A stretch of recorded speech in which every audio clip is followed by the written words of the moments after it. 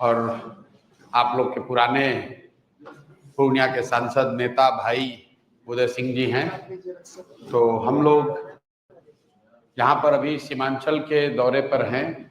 जैसा कि आपको पता है, बिहार बदलाव यात्रा के क्रम में हम लोग पूरे बिहार में जो पिछले 2-2.5 बरस हम लोग पैदल चलकर गांव-गांव जाकर जनसुराज की जो एक व्यवस्था, इसकी परिकल्पना, इस विचार से लोगों को अवगत कराया गया, जिसके जरिए 1 करोड़ से ज्यादा लोग एक साथ आकर 2 अक्टूबर 2024 को उन्होंने दल बनाया। 2 अक्टूबर के बाद से करीब 6 महीने तक, 6-7 महीने तक हम लोग का पूरा फोकस जनसुराज के राजनीतिक संगठन और उसके ढांचे को मजबूत करने में लगा रहा है। अभी मैं आपको विश्वास के साथ कह सकता हूं कि 2.5-3 साल के इस प्रयास के बाद आज जनसुराज बिहार में सबसे बड़ा राजनीतिक संगठन है। यहां पर भाजपा जो अपने आप को बड़ा दल बताती है, लोग भाजपा के प्राथमिक सदस्य हैं। जनसुराज में अभी करीब 1.25 करोड़ लोग जनसुराज में उसके प्राथमिक संस्थापक सदस्य हैं या प्राथमिक सदस्य हैं, और हर महीने औसतन 3.5 से 4 लाख लोग बजाबता पैसा देकर जनसुराज की सदस्यता ले रहे हैं।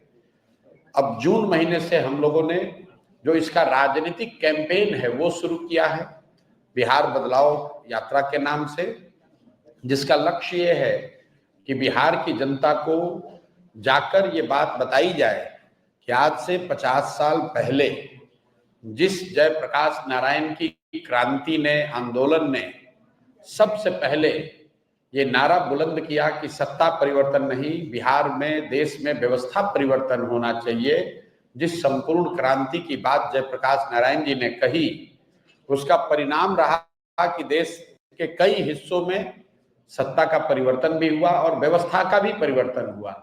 लेकिन दुर्भाग्य से बिहार में सत्ता का परिवर्तन तो हुआ, लेकिन व्यवस्था में कोई परिवर्तन नहीं हुआ। ये मैं क्यों कह रहा हूं? तो इसलिए कि जब ये आंदोलन जयप्रकाश जी का हुआ तो आप आंकड़ों को देखेंगे तो 1975-77 के जमाने में भी देश का सबसे गरीब और पिछड़ा राज्य बिहार था। 1990 में जब लालू जी मुख्यमंत्री बने तो भी देश का सबसे गरीब और पिछड़ा राज्य बिहार ही था। 2005 में जब नीतीश जी मुख्यमंत्री बने तो भी देश का सबसे गरीब और पिछड़ा राज्य बिहार था। और दुर्भाग्य देखिए कि आज 20 बरस नीतीश जी के मुख्यमंत्री रहने के बाद भी देश का सबसे गरीब, पिछड़ा, अशिक्षित, पलायन वाला राज्य बिहार ही है। और यहाँ पर पिछले 20 बरस में 18-17 बरस भाजपा और एनडीए की सरकार रही, भाजपा नीतीश जी सरकार में रहे। क्यों इसका महत्व है, इसको आप जरा समझिए। आपने प्रधानमंत्री मोदी जी का भाषण सुना होगा, वक्तव्य सुना होगा, जिसमें वो अक्सर बताते हैं कि 2002 में जब वो गुजरात के मुख्यमंत्री बने तो गुजरात भूकंप की चादर, ये उनके शब्द हैं, भूकंप की चादर ओढ़ के सोया हुआ था, बहुत परेशानी थी। जब मुख्यमंत्री बने तो मोदी जी के शब्दों में लोगों ने उनको कहा कि मोदी जी कुछ हो चाहे नहीं, कम से कम इतनी व्यवस्था कीजिए कि रात में, शाम में जब लोग पढ़ाई करें, खाना खाएं तो बिजली घर में आए। फिर मोदी जी के ही शब्दों में 10 बरस में, 12 बरस में गुजरात में इतनी तरक्की हुई कि पूरे देश में भाजपा और मोदी जी ये कह रहे हैं कि गुजरात मॉडल जैसा विकास होना चाहिए। मैं ये बात आपको क्यों बता रहा हूं? ये बात इसलिए बता रहा हूं कि मोदी जी के और भाजपा के शब्दों में 10-12 साल किसी भी राज्य के भाग्य के परिवर्तन के लिए काफी है, ये मोदी जी दावा करते हैं। लेकिन वही भाजपा, वही मोदी जी बिहार में 20 बरस से शासन में है, और बिहार जहां 2005 में खड़ा था वहीं पर आज भी खड़ा है। इसलिए बिहार में बदलाव हो, एक नई व्यवस्था बने, लालू जी के डर से मोदी और मोदी के डर से लालू जी को वोट देने की जो राजनीतिक बंधुआ मजदूरी है ये खत्म हो। इसी के लिए सिताब दियारा से, जेपी के जन्मभूमि सिताब दियारा से मैंने यात्रा शुरू की और कोशिश कर रहे हैं कि बिहार के हर विधानसभा, हर प्रखंड तक पहुंचा जाए, लोगों को एक बार इस बात के लिए सजग किया जाए, जागृत किया जाए कि भाई तुमने जाति पर वोट देकर देख लिया, हिंदू मुसलमान बनकर वोट करके देख लिया, नाली गली के लिए वोट कर लिया, मंदिर मस्जिद के लिए वोट कर लिया, 5 किलो अनाज के लिए वोट दे दिया, लालू नीतीश मोदी के लिए वोट दे लिया। एक बार जगो, बिहार में व्यवस्था परिवर्तन के लिए अपने बच्चों के लिए वोट दो, अपने बच्चों के शिक्षा और रोजगार के लिए वोट दो, ताकि बिहार में भी शिक्षा हो, बिहार में भी रोजगार हो, और सबसे बढ़ के जो जन स्वराज का एजेंडा है, बिहार से होने वाला पलायन बंद हो। जो 50 लाख लोग आज गरीबी और मजबूरी में अपना घर, परिवार, गांव, जिला छोड़कर बाहर चले गए, वो 10-12 हजार के लिए अपने परिवार के साथ रहना उनको सुलभ नहीं है। वैसे लोगों को साल भर के अंदर बिहार में वापस लाया जाए, उनको 10-12 हजार का कम से कम रोजी रोजगार की व्यवस्था की जाए। इसी संकल्प को लेकर हम लोग ये प्रयास कर रहे हैं। अब आपके जो सवाल हैं मुझसे या राष्ट्रीय अध्यक्ष जी से, तो आप कृपा करके वो सवाल पूछ सकते हैं। बहुत बहुत धन्यवाद। इन दिनों सीमांचल में जो काफी फर्जी वोटर आईडी मिल रहा है, क्या लग रहा है कहाँ चूक हुई? देखिए, ये वोटर आईडी का जो बखेड़ा है, ये अभी शुरू हुआ है पिछले 2-3 हफ्तों से। एक बात समझने की है, वोटर आईडी कौन बनाता है? वोटर लिस्ट बनाने की जिम्मेवारी चुनाव आयोग की है, जो एक संवैधानिक संस्था है। वो हमारे आपके या किसी दल के अधीन नहीं है। हर साल उनका काम है कि जब भी चुनाव हो तो एक संशोधित वोटर लिस्ट बने, उसकी शुद्धता, उसकी स्वच्छता बनाए रखना चुनाव आयोग का काम है। अभी 1.5 वर्ष पहले बिहार में चुनाव हुआ, पूरे देश में चुनाव हुआ। उसी वोटर लिस्ट से देश की पार्लियामेंट का जो सबसे बड़ा सदन है, इस देश का लोकतंत्र का सबसे बड़ा मंदिर है, जिसके जरिए यहाँ के प्रधानमंत्री का चुनाव हुआ है, उसी वोटर लिस्ट से उनका चुनाव हुआ। अब आप बता रहे हैं कि वो वोटर लिस्ट फर्जी है, तो क्या चुनाव आयोग ये स्वीकार करने को तैयार है कि जो पार्लियामेंट का चुनाव हुआ जिसमें मोदी जी प्रधानमंत्री बने, वो वोटर लिस्ट सही नहीं था? क्या वो फर्जी लोगों के वोट से बने? और अगर लोकसभा चुनाव के बाद से फर्जी लोग आ गए, जैसा कि बताया जा रहा है सूत्रों के हवाले से कि नेपाली और बांग्लादेश के बहुत सारे लोग बिहार में वोटर लिस्ट में अपना नाम घुसा लिए हैं या बिहार में आके रह रहे हैं, तो इसका दोष, इसका जवाब भी एनडीए की सरकार को ही देना होगा। क्योंकि लोकसभा चुनाव के बाद बिहार में मोदी जी की और नीतीश जी की ही सरकार है, तो आपने ये कैसे अलाउ किया कि बांग्लादेश से लोग आकर यहाँ रह रहे हैं? आपका प्रशासन क्या कर रहा है? आप अगर नेपाल से लोग आकर बिहार में वोटर लिस्ट में नाम जोड़ रहे हैं, तो बिहार सरकार की पुलिस और प्रशासन क्या कर रहा है? तो भैया किसी भी तरीके से वो आर्गुमेंट देंगे, ये यही साबित होगा कि गलती उनकी है। ये पूरा बखेड़ा इसलिए खड़ा किया गया है कि एनडीए को, सत्तारूढ़ दल को ये डर सता रहा है कि 30-35 बरस के बाद बिहार में लोगों को एक नया रास्ता दिख गया है, और खासकर उन लोगों को जो प्रवासी मजदूर हैं, जो गरीब हैं, जो इस व्यवस्था से के मारे हुए लोग हैं, जिनको इस व्यवस्था और इस भ्रष्टाचार से की वजह से जिनका जीना दुभर है, जो जानते हैं वो कभी भाजपा को, लालू को वोट नहीं देना चाहते हैं, अब लेकिन मजबूरी में देना पड़ता था, उनके सामने एक जनसुराज का नया रास्ता, नया विकल्प मिल गया है। तो अब भाजपा वाले, एनडीए वाले कोशिश कर रहे हैं कि इस तरह के युवा, इस तरह के प्रवासी मजदूर या समाज के वो वर्ग जो भाजपा एनडीए के खिलाफ वोट देने वाले हैं, उनको वोटर लिस्ट के शुद्धता के नाम पर उनको परेशान किया जाए और जहां तक हो सके उसका नाम काटा जाए। मेरा आपके माध्यम से लोगों से एक अपील है, आप घबराइए नहीं, कोई चुनाव आयोग आपका नाम नहीं काट सकता है। सुप्रीम कोर्ट का जजमेंट है, चुनाव आयोग को नागरिकता जांचने और तय करने का कोई अधिकार नहीं है। आप लोग भी ये समाज को जगाइए, बताइए, चुनाव आयोग को नागरिकता तय करने का अधिकार ही नहीं है। वो सिर्फ ये कह सकते हैं कि आप वो डॉक्यूमेंट लाइए जिससे कि वोटर लिस्ट में आपका नाम ऐड किया जा सके। आपका नाम काटना, आपका राशन पानी बंद करना, आपकी सरकारी व्यवस्था से मिलने वाली मदद को बंद करना, ये चुनाव आयोग के अधिकार क्षेत्र के बाहर का बात है। तो थोड़ी परेशानी जरूर हो रही है, लेकिन लोकतंत्र है, इसमें लड़ना ही पड़ेगा।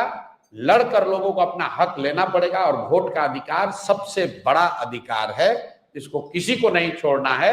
आपके पास अगर कागज नहीं है, लोग आपका नाम काट रहे हैं, आप किसी भी राजनीतिक दल से आपका सरोकार है, जनसुराज अच्छा लगता है तो जनसुराज के पास आइए, दूसरा कोई दल अच्छा लगता है उसके पास जाइए, लेकिन अपना वोट जरूर दीजिए। और देने के लिए जरूरी है कि आप अपना नाम वोटर लिस्ट में अंकित कराइए।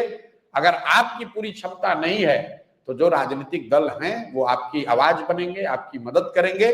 बिहार का हर शहरी, हर नागरिक, उसकी जिम्मेवारी है कि वोटर लिस्ट में उसका नाम रहे, वो वोट करे, ताकि बिहार में लोकतंत्र को जिंदा रखा जाए।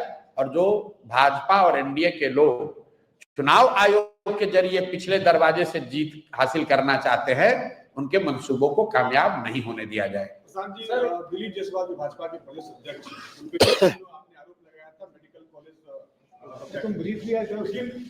चलिए चलिए बोलिए बोलिए बोलिए बोलिए। बीजेपी के, हाँ जी, बोलिए बोलिए बोलिए बोलिए। बीजेपी के प्रदेश अध्यक्ष पे जी आपका कि वो मेडिकल कॉलेज को, माइनॉरिटी के मेडिकल कॉलेज को कब्जा कर लिया जी। बात सामने आया कि जिस गुरदयाल सिंह को लेके आपने प्रेस कॉन्फ्रेंस किया है जी, उसको करतार सिंह अपने जीवित रहते हुए 2018 में ही उस ट्रस्ट से हटा जी। दिया, जिसकी बात जो है वो सुप्रीम कोर्ट में चल रही है। जी मेरे भाई, बड़ा अच्छा लगा कि आप पत्रकार होकर इतने सजग हैं कि आप इन चीजों को फॉलो कर रहे हैं। पहली बात तो उस प्रेस कॉन्फ्रेंस में सिर्फ गुरदयाल सिंह नहीं थे, मौलेश्वर सिंह ने उस कॉलेज की स्थापना की। उनकी 5 बेटियां हैं, 3 लड़के हैं। करतार सिंह 1 लड़के थे। मौलेश्वर सिंह की पत्नी वहां लाइफ ट्रस्टी थी, और ट्रस्ट डीड पढ़िएगा तो उसमें लिखा हुआ है कि जो लाइफ ट्रस्टी है वो किसी भी हालत में उससे हटाया नहीं जा सकता है, और जब उसकी मृत्यु हो जाएगी तो उसके जो लीगल एयर होते हैं उनको उस ट्रस्ट में रखा जाना चाहिए था। ये तो लीगल मैटर है, चलने दीजिए। हम लोगों ने आरोप लगाया है, मान लीजिए कि हमने गलत आरोप लगाया, आप पत्रकार हो के इतने सजग हैं, और दिलीप जायसवाल बेचारे इतने निसहाय हो गए हैं कि वो जवाब भी नहीं दे पा रहे हैं। भाजपा देश की इतनी बड़ी पार्टी है, भाजपा के पास इतना भी दम नहीं है कि जो जानकारी आपके पास है वो जानकारी वो दे। आपने उनका ठीका उठाया है, बहुत अच्छी बात है, आप सवाल उठा रहे हैं, तो मेरे भाई फिर से दोहरा देते हैं।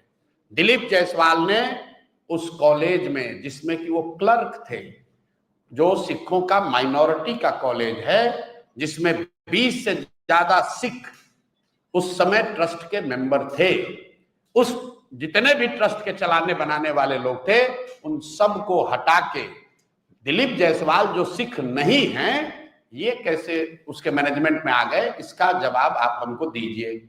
आप क्या दीजिएगा? दिलीप जायसवाल दे, जो भी उनके सलाहकार हैं वो दे। दूसरी बात, उस कॉलेज में 50 से ज्यादा बिहार के अलग अलग दलों के नेताओं के परिवार के लोग मैनेजमेंट कोटा से जगह पाकर मेडिकल की डिग्री उन्होंने हासिल की है। तो किस आधार पर उन 50 नेताओं के बच्चों को उसमें एडमिशन दिया गया, ये बता दीजिए। बिहार का सामान्य परिवार का कोई बच्चा मेडिकल करना चाहता है, आपका बेटा अगर पढ़ने जाएगा मेडिकल, बेटा बेटी, तो उसको परीक्षा पास करना पड़ता है। अगर परीक्षा नहीं पास करेगा तो कैपिटेशन फीस देना पड़ता है। लेकिन बिहार के 50 से ज्यादा नेताओं के परिवार के लोग बिना किसी परीक्षा के उस कॉलेज से पास होकर डॉक्टर बन गए, जिसको दिलीप जायसवाल चला रहे हैं।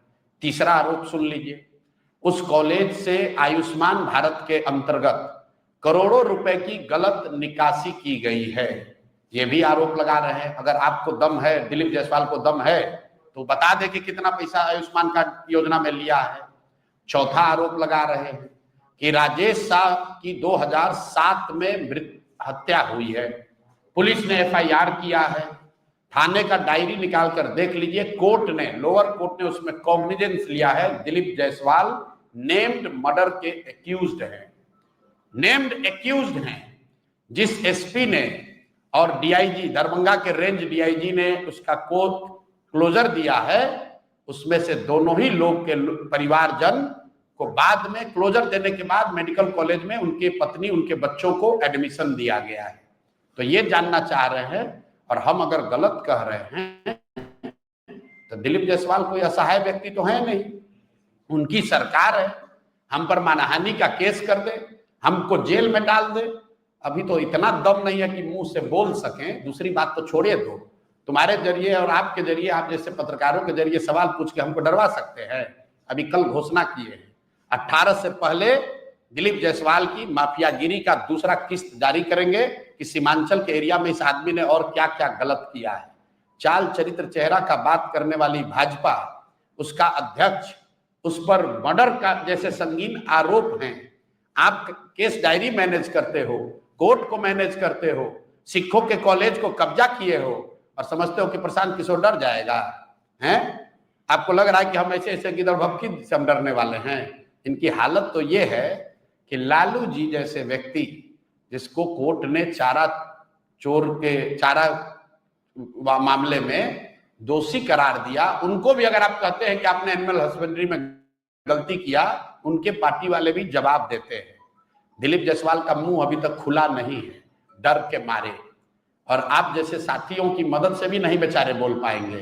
भाजपा का 19 गो प्रवक्ता है, उनका हिम्मत नहीं है कि एक आदमी जवाब दे दे। जब प्रशांत किशोर ने बोला है, हम बिहार के छुटभैया नेता नहीं हैं, एक एक फैक्ट, एक एक डेटा, एक एक कागज बनाकर रखे हैं। दिलीप जायसवाल को जवाब देने दीजिए। पहले तो जवाब दे नहीं पाएंगे, अगर देंगे तो उसका पूरा समुचित उपाय दिया जाएगा। जिस फर्जी आदमी की बात कर रहे हो, हम गुरदयाल सिंह के स्पोक्स पर्सन थोड़ी ना है भाई। उसी प्रेस कॉन्फ्रेंस में मौलेश्वर सिंह की बेटियां भी बैठी हुई थी, जो आपको शायद नहीं दिखा। उसी मौलेश्वर सिंह की 5 बेटियां हैं और पांचों करतार सिंह से पहले, आपको अगर जानने की इतनी अगर इच्छा है तो करतार सिंह से पहले उस कॉलेज के कर्ता धर्ता के तौर पर मौलेश्वर सिंह की बेटी थी, जो चंडीगढ़ में रहती है, जो उस कॉलेज को चलवाती थी। ठीक है ना? तो पूरी जानकारी मेरे भाई इकट्ठा कर लो, फिर आकर सवाल कीजिएगा। सवाल करना आपका काम है, पत्रकार आप कर सकते हैं, लेकिन तैयारी पूरा करके आइए। ठीक है ना? पूरी तैयारी करके आइए, तब मजा आएगा आप सवाल का जवाब देने में। बिहार सरकार ने कैबिनेट से मंजूरी दी है कि 1 करोड़ लोगों को इसके अगले 5 वर्षों में नौकरी और रोजगार दिया जाए। अच्छी बात है। ये विजन आपका भी है? बिल्कुल ना, मेरा ये विजन नहीं है। हमने कभी आज तक ये नहीं कहा है। हम तो मन से कहते हैं कि हम सरकारी नौकरी नहीं दे सकते। पूरे बिहार में नीतीश बाबू कितने दिन से मुख्यमंत्री हैं? 20 साल से। आज बिहार में टोटल मुख्य चपरासी से लेकर मुख्य सचिव तक, संविदा कर्मी इंक्लूडेड, सारे लोगों की संख्या की गणना कीजिएगा तो कुल 23.25 लाख लोग ही सरकारी नौकरी बिहार में करते हैं। तो भैया 20 वर्ष नीतीश कुमार का, 15 वर्ष लालू यादव का और 40-45 वर्ष कांग्रेस का, ये तीनों जोड़ दीजिएगा तो 23.25 लाख लोगों को ही सरकारी नौकरी बिहार में आज मिलती है। मेरा आंकड़ा नहीं है। कंट्रोलर ऑफ ऑडिटर जनरल जब लोगों को सैलरी मिलती है तो सीएजी उसको ऑडिट करता है। जाकर सीएजी का रिपोर्ट जाकर पढ़ लीजिए। तो जिस राज्य में 75 साल में 23.25 लाख नौकरी मिला, वहां पर तेजस्वी यादव कहते हैं कि हम 10 लाख नौकरी दे दिए, और नीतीश कुमार कह रहे हैं हम 1 करोड़ नौकरी दे देंगे। तो 2 सवाल है मेरा भाई कि चलिए मान लिया हम आज से ही इनको अकल आई है, तो अगर 5 वर्ष में 60 वर्ष में 1 करोड़ नौकरी दीजिएगा, मतलब हर साल 12 लाख हुआ, तो 1 महीने में 1 लाख। तो भैया अभी 3 महीना है चुनाव से पहले, छोड़ो 1 करोड़ का बात, अभी से लेके चुनाव तक 3 लाख नौकरी देके दिखा दो। अभी 1 लाख दे दो, हम लोग मान लेंगे भाई कि रन रेट शुरू हो गया। क्रिकेट मैच देखते हैं ना, 300 रन बनाना होता था, आदमी कहता ना कि 8 के औसत से रन बनाना है। तो अगर आपको 1 करोड़ नौकरी देनी है तो कम से कम 1 से 1.25 लाख नौकरी हर महीने देना है। चुनाव के बाद दीजिएगा कि नहीं दीजिएगा वो तो बाद की बात है, क्योंकि 20 वर्ष में तो आपने दिया नहीं। लेकिन मान लीजिए आपके पास अभी कोई आकाशवाणी हो गई, भगवान ने आपको कोई नया ज्ञान दे दिया कि अब आपको लग रहा है कि आप दे सकते हैं, तो चलिए जब जाके तभी सवेरा, अगस्त से ही चालू कर दीजिए। अगस्त में, सितंबर में, अक्टूबर में भैया 1.5 लाख नौकरी देके, 1-1 लाख नौकरी देके दिखा दो। दूसरा सवाल, इनके एक भतीजा हैं तेजस्वी यादव, कहा मैंने 10 लाख नौकरी दे दिया, 10 लाख नहीं दिए, 5 लाख दिए और 2.5 लाख का प्रोसेस शुरू कर दिया। आप लोग पत्रकार हैं, अगली बार कोई राजद का मिले तो उससे एक सवाल पूछिएगा, क्योंकि तेजस्वी यादव तो मिलेगा नहीं। एक सवाल पूछिएगा जरूर कि मेरे भाई जिस 5 लाख आदमी को आप लोग नौकरी दिए हैं उसका नाम पता एड्रेस जारी करने में दिक्कत क्या है? भाई नौकरी तो आप ही दिए हैं, सरकार उसको सैलरी देती है, तो जिसको भी आप नौकरी दिए उसका नाम पता एगो जारी कर दो कि ये 5 लाख आदमी है जिसको नौकरी मिली है। हम लोग सब लोग मान लेंगे कि तुम्हें वो माता पिता तुम ही वो व्यक्ति हो जो 5 लाख नौकरी दे सकता है। अरे भाई इतना फर्जीवाड़ा करने वाले ये लोग हैं कि अभी कहीं मैंने देख रहा था गाड़ी से तेजस्वी यादव घूम रहे थे, तो बोला कि हम पूरे बिहार को स्कॉटलैंड बना देंगे। कभी गलती से गए होंगे स्कॉटलैंड घूमने लूट के पैसे से? तो कहता है पूरे बिहार को स्कॉटलैंड बना देंगे। हमने सुना है मोदी जी ने कहा था बनारस को क्वेटो बना देंगे। तो भैया हम लोग को क्वेटो और स्कॉटलैंड नहीं बनाना है, बिहार में जीने रहने खाने की व्यवस्था हो जाए, लोगों के लिए पढ़ाई रोजगार खाना और तन पर कपड़ा हो जाए। पहले उसकी व्यवस्था तो 35 वर्ष में कर नहीं पाए। 1 करोड़ नौकरी दे देंगे, सबको 2,500 रुपया दे देंगे। अब बताइए, कल मैं पेपर में देख रहा था कांग्रेस वाले प्रचार छापे हैं 2,500 रुपया महीना देंगे। तो आप बताइए, राहुल गांधी इतने बड़े विद्वान हैं, कांग्रेस पार्टी में पी चिदम्बरम जैसे बड़े बड़े इकोनॉमिस्ट हैं, अगर 2,500 रुपया बिहार में हर महिला को दिया जा सकता है तो इतनी बड़ी योजना से कर्नाटक के महिलाओं को क्यों राहुल गांधी वंचित कर रहे हैं? भाई कर्नाटक में भी तो महिलाओं को सशक्तिकरण होना चाहिए, तेलंगाना में भी तो महिलाओं का सशक्तिकरण होना चाहिए। बिहार में तो जब सरकार बनेगी तब बनेगी। कर्नाटक और तेलंगाना की महिलाओं को 2,500 रुपया महीना जरा दे के दिखा दो। कर्नाटक और तेलंगाना जैसे धनी राज्य भी सभी महिलाओं को 2,500 रुपया नहीं दे सकते हैं, और बिहार में आकर राजद का पिछलग्गू दल कांग्रेस, जिसका पूरा अस्तित्व ही 40 सीट पर लड़ने का जुगाड़ करने का है, वो कह रहे हैं लोग कि हम लोग 2,500 रुपया महीना दे देंगे। अगर 2,500 रुपया आप यहां महिलाओं को देंगे, नोट कर लीजिए 6 करोड़ महिला रहती है। अगर बच्चियों को हटा भी दे, नाबालिग बच्चियों को हटा भी दे, तो भी 4.5 से 5 करोड़ महिला हुई। अगर 2,500 रुपया हर महिला को दोगे तो 1,50,000 करोड़ रुपया हर साल, उससे ज्यादा पैसा खर्च होगा। बिहार का उतना बजट ही नहीं है। तो हमने कल ही कहा है कि भाई चिदम्बरम जी आके, छोड़िए राहुल गांधी की तो कितनी समझ है, छोड़िए, चिदम्बरम जी एक बार पटना आ जाए और वो बिहार की जनता को एक्सप्लेन कर दे कि ये 1.5 लाख करोड़ रुपया आएगा कहां से। अगर चिदम्बरम जी सब इसको एक्सप्लेन कर दे, हम मान लेंगे कि हाँ भाई ये आरजेडी कांग्रेस की सरकार ये कर सकती है। लेकिन चिदम्बरम जी आकर ये बता दे बिहार में कि कहां से 2,500 रुपया हर महिला को दिया जाएगा, और क्यों ये योजना कांग्रेस की सरकार कर्नाटक में या तेलंगाना में या तमिलनाडु में क्यों नहीं कर पा रही है। ये चिदम्बरम आकर बता दे, बिहार की जनता मान लेगी। अरे भाई ये वोट लेने का निरा बेवकूफ बनाने का उपाय है, ना ये मिल सकता है ना इनको देना है। आप और हम मूर्ख बन के इसमें फंसेंगे और फिर कल रोएंगे कि हमको ठग लिया।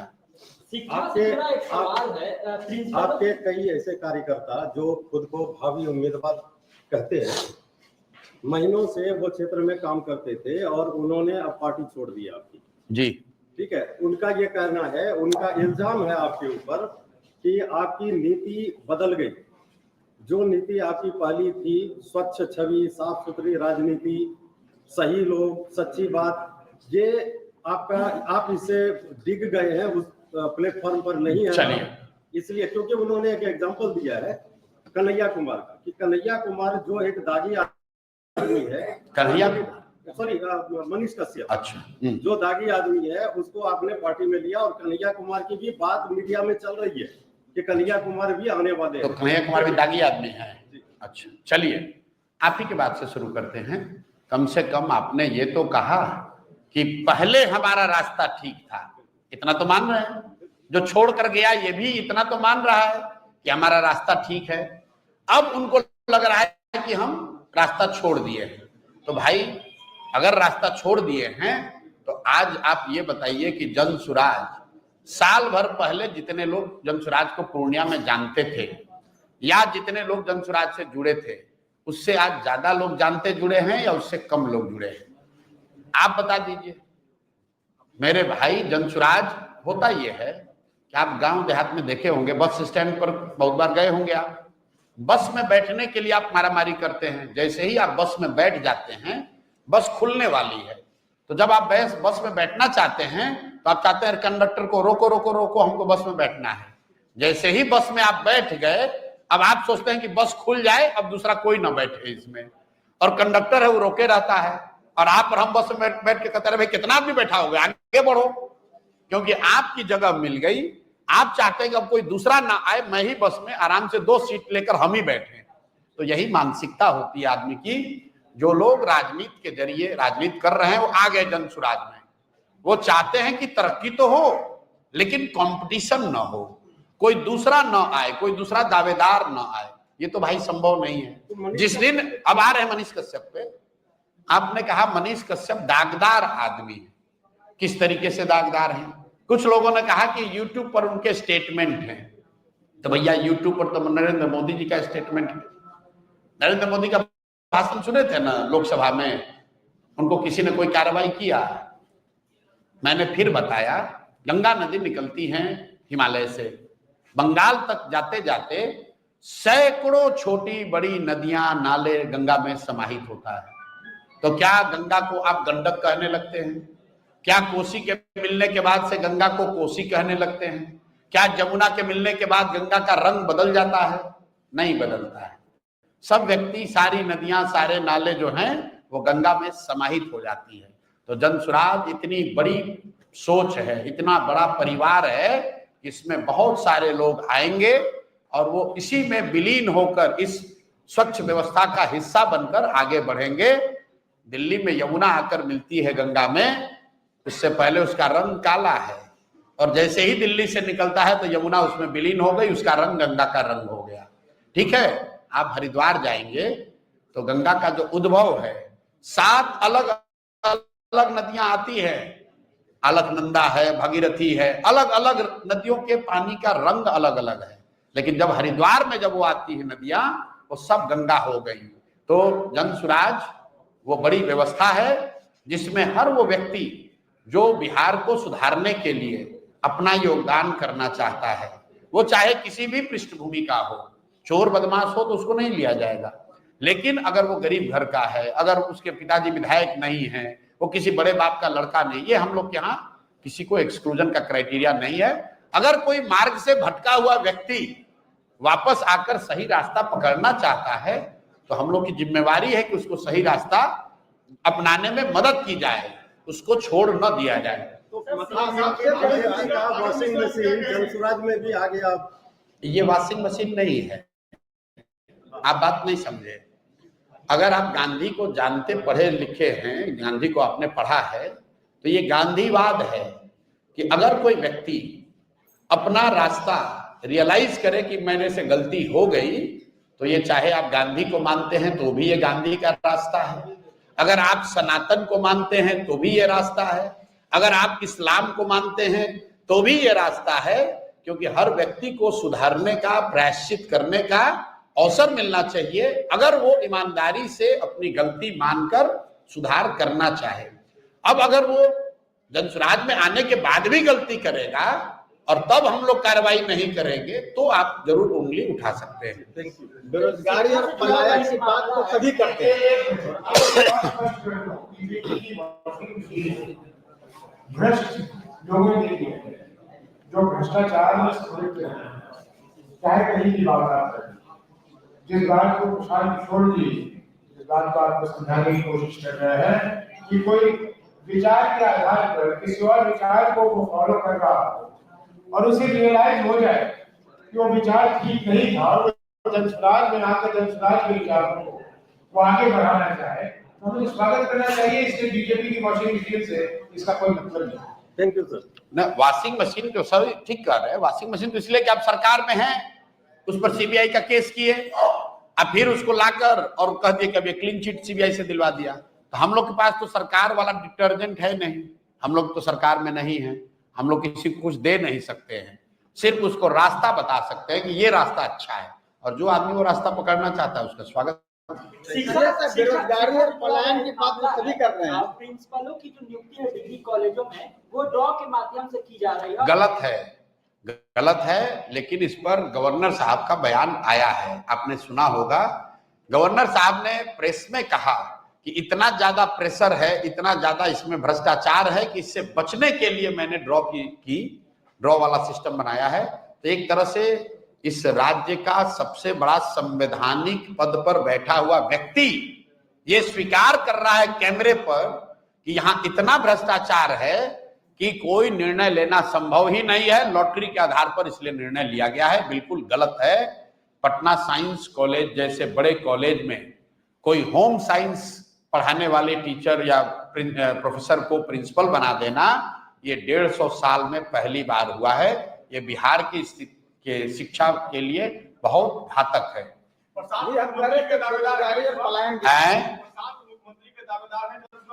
जनसुराज इस बार व्यवस्था परिवर्तन का वाहक है और जनसुराज में इतने लोग हैं कि जीत कर अगर आने की क्षमता हम लोग में है तो हम लोगों में ये भी क्षमता है कि जीत कर आने के बाद दल का नेता तय कर लिया जाएगा। और जब तय किया जाएगा तो आप जैसे पत्रकारों को हम लोग बुलाएंगे, उसकी घोषणा भी करेंगे और हाई टी पर आपसे चर्चा भी करेंगे। बेरोजगारी और पलायन पर जो है जी, सारी पार्टियां कहती है कि हम बेरोजगारी और पलायन दूर करेंगे, आप भी कहते हैं, आप कहते हैं कि हम सरकारी नौकरी नहीं देंगे। बिल्कुल। तो फिर आपका क्या प्लान है, कैसे दूर? आपका शुभ नाम सर क्या है? रवि नाम। बुरा नहीं मानिएगा, आपकी उम्र तो थोड़ी ज्यादा, अनुभवी व्यक्ति आप लगते हैं। आप इतने दिन से पत्रकार हैं, मुझे राजद का या नीतीश कुमार का या भाजपा का कोई एक बयान जनसुराज के आने से पहले दिखा दीजिए जहां पलायन रोकने की बात किसी दल ने, किसी नेता ने कभी बिहार में किया है। क्या बात करते हैं आप लोग। मैंने अभी आपके एक साथी मित्र को कहा कि जब आप आ रहे हैं पीसी में, तो जैसे बिहार की सब व्यवस्था को सुधारना है वैसे पत्रकारों को भी सुधारने की जरूरत है। आप आइए तो रिसर्च करके आइए, आपका जवाब तब देंगे जब आप बताइए कि भाजपा के, राजद के, जदयू के किस नेता ने किस समय कहा कि बिहार से पलायन रुकना चाहिए। अभी तक नेता यही कहते रहे हैं। जब दिल्ली में, बॉम्बे में बिहार के पलायन से पीड़ित लोगों के साथ दुर्व्यवहार होता है तो अभी तक यहाँ के नेता यही कहते रहे हैं कि अरे भाई, अगर बॉम्बे में, दिल्ली में बिहारियों के साथ मारपीट करोगे तो वहां पर सब्जी नहीं बिकेगी, वहां व्यवस्था ठप हो जाएगी, वहां अपार्टमेंट में काम करने के लिए राजमिस्त्री और प्लम्बर नहीं मिलेंगे, वहां पर कूड़ा करकट फैल जाएगा, वहां पर ऑटो और टैक्सी नहीं चलेगा। ये पहली बार प्रशांत किशोर और जनसुराज ने 3 बरस पहले कहा कि बॉम्बे और दिल्ली में जाकर कूड़ा करकट उठाना, सब्जी बेचना, वहां की साफ सफाई करना काम कोई बुरा नहीं है, लेकिन मजबूरी में उन जगहों पर जाकर ये काम करना बिहार के लिए, बिहार के बच्चों के लिए गौरव की बात नहीं है। गौरव की बात तब होती जब पूर्णिया में, सहरसा में, कोसी में, सीमांचल में हम लोग सब्जी उगाते और यहाँ से रेफ्रिजरेटेड ट्रेन से, बसों से, गाड़ियों से, एरोप्लेन से वो सब्जी बॉम्बे और दिल्ली भेजते तो यहाँ के लोगों की आमदनी बढ़ती, हम लोग को यहाँ रोजगार मिलता, हम लोग के बच्चे और युवा भी अपने परिवार के साथ होली, दशहरा, ईद मना पाते। और अगर दिल्ली, बॉम्बे में कोई बिहारी को बिहारी कह के गाली देता तो हम लोग ये भी उनको बताते कि भैया, अगर बिहारी को गाली दोगे तो यहाँ से सब्जी, दूध भेजना बंद कर देंगे, तुम्हारा खाना पानी बंद हो जाएगा। वो सम्मान की बात है। तो पहली बार जनसुराज ने ये बात कही है। जनसुराज ये भी बता रहा है कि पलायन कैसे रुकेगा। बेरोजगारी और पलायन पर जो है जी, सारी पार्टियां कहती है कि हम बेरोजगारी और पलायन दूर करेंगे, आप भी कहते हैं, आप कहते हैं कि हम सरकारी नौकरी नहीं देंगे। बिल्कुल। तो फिर आपका क्या प्लान है, कैसे दूर? आपका शुभ नाम सर क्या है? रवि नाम। बुरा नहीं मानिएगा, आपकी उम्र तो थोड़ी ज्यादा, अनुभवी व्यक्ति आप लगते हैं। आप इतने दिन से पत्रकार हैं, मुझे राजद का या नीतीश कुमार का या भाजपा का कोई एक बयान जनसुराज के आने से पहले दिखा दीजिए जहां पलायन रोकने की बात किसी दल ने, किसी नेता ने कभी बिहार में किया है। क्या बात करते हैं आप लोग। मैंने अभी आपके एक साथी मित्र को कहा कि जब आप आ रहे हैं पीसी में, तो जैसे बिहार की सब व्यवस्था को सुधारना है वैसे पत्रकारों को भी सुधारने की जरूरत है। आप आइए तो रिसर्च करके आइए, आपका जवाब तब देंगे जब आप बताइए कि भाजपा के, राजद के, जदयू के किस नेता ने किस समय कहा कि बिहार से पलायन रुकना चाहिए। अभी तक नेता यही कहते रहे हैं। जब दिल्ली में, बॉम्बे में बिहार के पलायन से पीड़ित लोगों के साथ दुर्व्यवहार होता है तो अभी तक यहाँ के नेता यही कहते रहे हैं कि अरे भाई, अगर बॉम्बे में, दिल्ली में बिहारियों के साथ मारपीट करोगे तो वहां पर सब्जी नहीं बिकेगी, वहां व्यवस्था ठप हो जाएगी, वहां अपार्टमेंट में काम करने के लिए राजमिस्त्री और प्लम्बर नहीं मिलेंगे, वहां पर कूड़ा करकट फैल जाएगा, वहां पर ऑटो और टैक्सी नहीं चलेगा। ये पहली बार प्रशांत किशोर और जनसुराज ने 3 बरस पहले कहा कि बॉम्बे और दिल्ली में जाकर कूड़ा करकट उठाना, सब्जी बेचना, वहां की साफ सफाई करना काम कोई बुरा नहीं है, लेकिन मजबूरी में उन जगहों पर जाकर ये काम करना बिहार के लिए, बिहार के बच्चों के लिए गौरव की बात नहीं है। गौरव की बात तब होती जब पूर्णिया में, सहरसा में, कोसी में, सीमांचल में हम लोग वो सब्जी उगाते और यहाँ से रेफ्रिजरेटेड ट्रेन से, बसों से, गाड़ियों से, एरोप्लेन से वो सब्जी बॉम्बे और दिल्ली भेजते तो यहाँ के लोगों की आमदनी बढ़ती, हम लोग को यहाँ रोजगार मिलता, हम लोग के बच्चे और युवा भी अपने परिवार के साथ होली, दशहरा, ईद मना पाते। और अगर दिल्ली, बॉम्बे में कोई बिहारी को बिहारी कह के गाली देता तो हम लोग ये भी उनको बताते कि भैया, अगर बिहारी को गाली दोगे तो यहाँ से सब्जी, दूध भेजना बंद कर देंगे, तुम्हारा खाना पानी बंद हो जाएगा। वो सम्मान की बात है। तो पहली बार जनसुराज ने ये बात कही है। जनसुराज ये भी बता रहा है कि पलायन कैसे रुकेगा। यहाँ पर बेवकूफ नेता ये अभी तक बता रहे हैं कि सरकारी नौकरी दे देंगे। मैंने अभी आपको आंकड़ा दिया, 23.25 लाख, 13 करोड़ से ज्यादा आबादी वाले बिहार में सिर्फ 23.25 लाख लोग सरकारी नौकरी करते हैं। कैसे दे दोगे? अगर मान लो तेजस्वी यादव की बात मान लो, आपने 10 लाख नौकरी दे भी दिया तो भी 23 लाख से बढ़ के 33 लाख हो जाएगा। 13 करोड़ लोगों को रोजगार कैसे मिलेगा? तो जनसुराज ने उसका रास्ता बताया कि बिहार से होने वाले पूंजी के पलायन को रोक के बुद्धि का पलायन रोका जाएगा, और जिस दिन पूंजी और बुद्धि का पलायन रुका उस दिन श्रम का पलायन अपने आप रुक जाएगा। पलायन यहाँ सिर्फ मजदूरों का नहीं है, यहाँ पर सबसे बड़ा पलायन पूंजी का पलायन है, जो बैंकों के माध्यम से हर साल होता है। करीब करीब 2.5 लाख करोड़ रुपया बिहार के लोगों का पैसा बैंक यहां से दूसरे राज्य में भेज रहे हैं, उसको रोकने की जरूरत है। बिहार से हजारों बच्चे कोटा में, IIT में, बड़े कॉलेजेस में पढ़कर वहीं पर नौकरी रोजगार कर रहे हैं, वो बिहार वापस नहीं आ रहे हैं, उसको रोकने की जरूरत है। जिस दिन ये बैंकों से पैसा जाना रुक जाएगा, जिस दिन बिहार के पढ़े लिखे समझदार युवा बिहार में आकर नौकरी रोजगार करने लगेंगे, अपने आप सारा श्रम का पलायन रुक जाएगा। क्या रिजर्वेशन को पलायन का एक कारण मानते हैं? रिजर्वेशन बिल्कुल नहीं। रिजर्वेशन से इससे क्या लेना देना है? ये रिजर्वेशन का भूत आप लोग ऐसा यहाँ समाज में बांटा है भाई, फिर से रिपीट कर रहा हूं, ये कई डेटा को बार बार। 23.25 लाख लोगों को नौकरी है, ये हुआ बिहार की आबादी का 1.97%। 2% से कम लोग बिहार में सरकारी नौकरी करते हैं। रिजर्वेशन इसमें 20% हो, 40 हो, 60 हो, 100 हो, 23 लाख लोगों को ही तो असर पड़ेगा। लेकिन समाज को बांटने, लड़ाने के लिए ये 23 लाख की बात ना करके रिजर्वेशन का आप बता रहे हैं कि हम 60 कर देंगे, 80 कर देंगे। अरे भाई, आप 100 कर दो। अगर आप 100% भी रिजर्वेशन कर दो तो भी 13 करोड़ लोगों को उसका कोई फायदा नहीं होना है, कोई फायदा नहीं होना है। ये भ्रम में मत रहो भाई। आपकी सरकार आती है तो कितने दिनों में लगता है कि आपको पलायन रोक लीजिए? 1 साल के अंदर, कितने दिन नहीं, सरकार बनते के साथ ही साल भर के अंदर बिहार से बाहर गए 50 लाख युवाओं को वापस बुलाकर यहीं पर रोजी रोजगार दे दिया जाएगा। इसके लिए मैंने ये भी बताया कि कैसे किया जाएगा।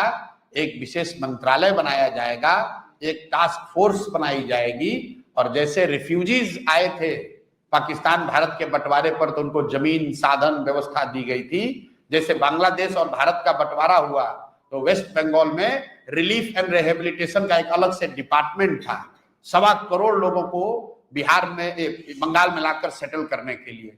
वैसे ही बिहार में जनसुराज की व्यवस्था बनते के साथ ही एक हाई लेवल टास्क फोर्स बनाया जाएगा, एक फुल फ्लेजेड मंत्रालय विभाग होगा, जिसका सिर्फ और सिर्फ काम ये होगा कि 50 लाख से ज्यादा लोग जो मजबूरी में अपने परिवार का भरण पोषण करने के लिए, पेट पालने के लिए बाहर गए हैं, उनको वापस बुलाकर यहीं पर रोजी रोजगार की व्यवस्था कर दी जाए। ये काम इस सरकार ने भी घोषणा की थी कोविड के दौरान, आपको याद होगा। 23.5 लाख लोग रजिस्टर भी किए थे, लेकिन सरकार उसके बाद सो गई। 23.5 लाख लोग वापस आए थे। उन्होंने ये स्वीकार किया था कि हमको अगर कुछ भी व्यवस्था मिल जाए, 2 रुपया कम कमाएंगे लेकिन हम बिहार में रहेंगे। सरकार ने उनको 1000 रुपया का कुछ स्टाइपेंड वगैरह भी दिया था, सब्सिस्टेंस। लेकिन उसके बाद सरकार सो गई, उन्होंने कोई प्रयास नहीं किया। लेकिन हम लोग ने जो योजना बनाई है, पूरा फुल टाइम 24/7 पूरी व्यवस्था सबसे पहले ये लगेगी कि बिहार में पलायन को रोका जाए, हर व्यक्ति अपने परिवार के साथ रह सके, 2 रुपए कम कमाए, लेकिन उसको बॉम्बे दिल्ली में जाकर गाली न सुनना पड़े, लात जूता न खाना पड़े, कोई उसके साथ बदतमीजी न करे। बाहर लोग जाएंगे, लेकिन लोग स्वेच्छा से जाएंगे, अपने मजबूरी में नहीं जाएंगे। वो व्यवस्था साल भर में यहाँ कायम कर दी जाएगी। सर, हमारा एक सवाल है कि महाराष्ट्र में जो भाषा विवाद उत्पन्न हुआ है, उसको लेकर आपके कैसे? भाषा विवाद का कोई मतलब नहीं है। भाषा विवाद इसलिए उत्पन्न हुआ है क्योंकि वहां पर मुंबई में लोकल बॉडी का इलेक्शन है और राज ठाकरे जैसे लुम्पन एलिमेंट, इनको कोई वहां राजनीतिक जगह है नहीं, तो ये अपना जगह बनाने के लिए भाषा विवाद को बल दे रहे हैं। और इनके साथ उद्धव ठाकरे जो चुनाव हार गए हैं, वो दोनों एक साथ आए हैं। क्यों? क्योंकि इनका राजनीतिक भूमि खिसक गया है। तो अब राजनीति में वापस जगह बनाने के लिए दोनों भाई मिलकर ये प्रयास कर रहे हैं। लेकिन ये दोनों लोग दोषी कम हैं, ज्यादा दोषी भाजपा और कांग्रेस है। क्यों? क्योंकि महाराष्ट्र में सरकार भाजपा की है। उद्धव ठाकरे राहुल गांधी के मित्र हैं, उनके गठबंधन के, तेजस्वी यादव के गठबंधन के हिस्सा हैं।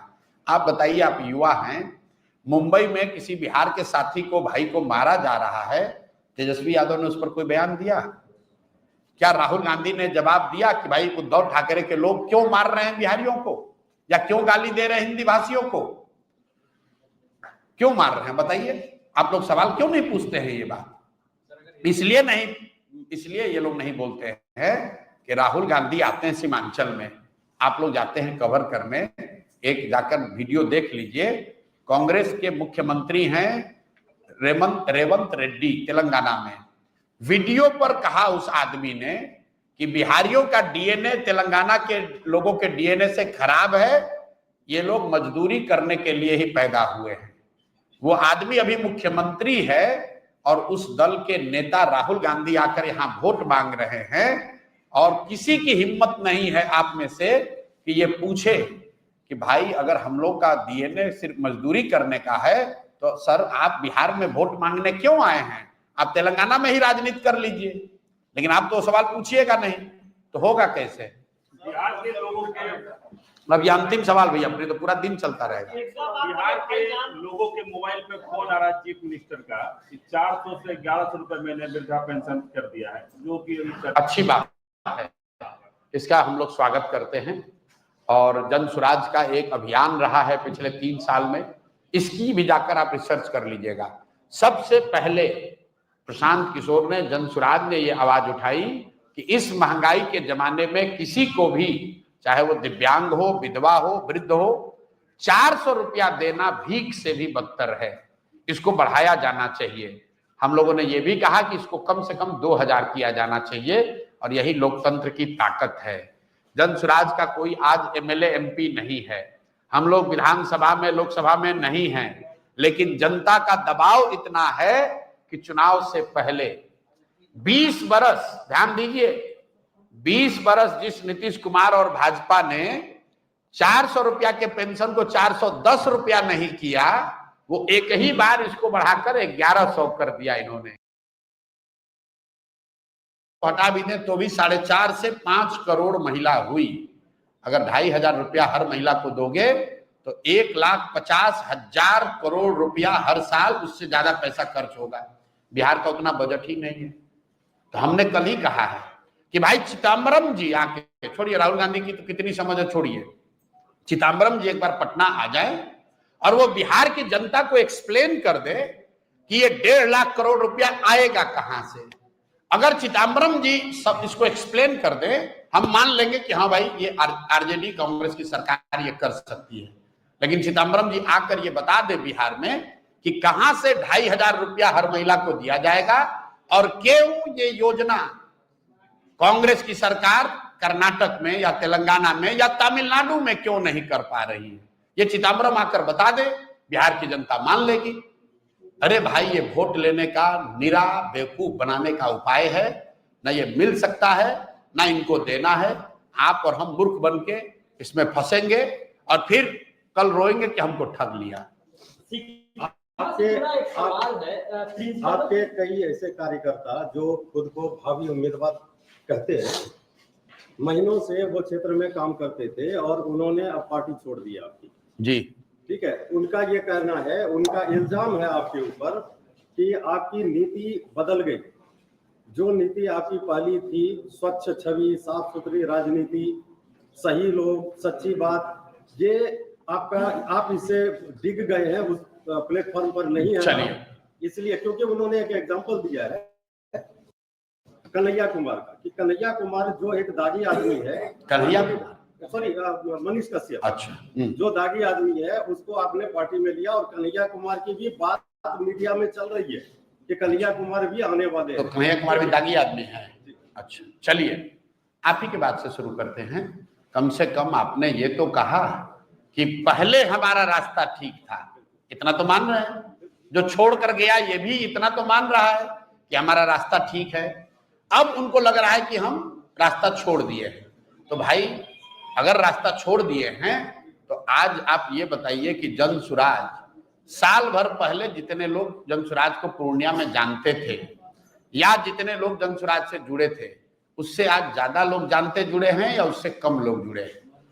आप बता दीजिए मेरे भाई। जन सुराज होता ये है कि आप गांव देहात में देखे होंगे, बस स्टैंड पर बहुत बार गए होंगे आप, बस में बैठने के लिए आप मारामारी करते हैं। जैसे ही आप बस में बैठ जाते हैं, बस खुलने वाली है, तो जब आप बस में बैठना चाहते हैं तो आप चाहते हैं कंडक्टर को रोको रोको रोको, हमको बस में बैठना है।